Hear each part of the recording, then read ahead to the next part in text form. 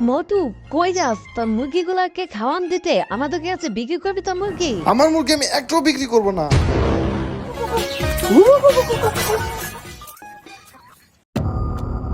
মোটু চলে গেছে, চল এবার আমাদের কাজ করি। বন্ধু, দেখ তোর জন্য কি আনছি। কি আনছো? তোর জন্য অনেক মজাদার খাবার আনছি। দেখ, চিকেন আনছি, চিকেন আসার সময় আরো অনেক মজাদার খাবার। সত্যি আমার বিশ্বাস হইতেছে না, আমার জন্য চিকেন, রুটি, এত সুন্দর সুন্দর খাবার আচার সহ আনছস। আমি অনেক হ্যাপি হয়েছি। তাহলে আর দেরি কিসের, চল শুরু করি। এই নে, এই আচারটা চেক কর, অনেক মজা এটা। শিওর, সত্যি আচারটা অনেক মজার। আচ্ছা, হঠাৎ আমার জন্য খাবার আনলি কেন? তুই তো মুরগি বিক্রি করলে না, তাই তোর সব মুরগি ও জব করে ফেলেছে এবং তোর জন্য রান্না করে নিয়ে আসছে। দুইটা রান্না করছে আর বাকি তো বাড়ি সামনেতে এসেছি। হ্যাঁ, মুরগি বিক্রি করবো না তাই আমার এভাবে সর্বনাশ করলো।